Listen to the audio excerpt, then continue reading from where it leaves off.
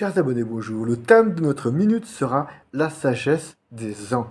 En relisant les paroles du médecin kabyle Mazouz Hassen, je pense à toutes ces personnes qui gagneraient en sagesse en les lisant. Il professe par exemple que la sagesse est l'affaire des vieillards, le discernement, le fait de l'âge. Il rejoint par ces mots ceux de Job, chapitre 12, verset 12, la capacité est le trésor de la jeunesse, la sagesse est celui de la vieillesse.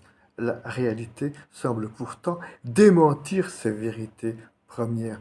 Je m'étonne, par exemple, de plus en plus chaque jour de croiser sur les réseaux sociaux les visages de grand-mères de ma connaissance se faisant passer pour des ados ou pour des toutes jeunes femmes en utilisant des applications dédiées au rajeunissement du visage comme FaceApp. Par exemple, on y trouve un filtre rajeunissant votre selfie d'année en année, voire en dizaines d'années, et même un filtre permettant de combiner deux visages, par exemple celui de la mère avec celui de la fille ou celui de la petite fille.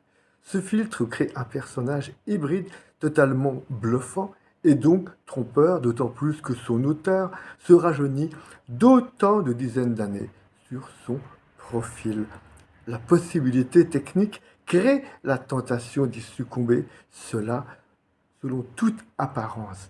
Même une amie qui est carme des choses, ça veut dire avec une tenue civile, y a succombé et attire ainsi de multiples likes de tous ses abonnés, ainsi séduit par le charme juvénile de la carme du troisième âge.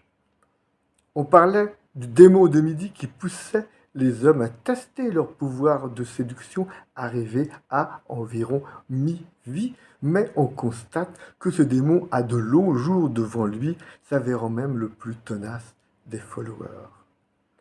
Ainsi, je ne puis que vous poser la question, pourquoi ce déni de la bonification des hommes? La vieillesse serait-elle une maladie honteuse? Pourquoi pas, au contraire, initier un vétéran Pride? Bien évidemment, cette problématique ne me rejoindra jamais, vu que je ne serai jamais vieux, mais juste vintage.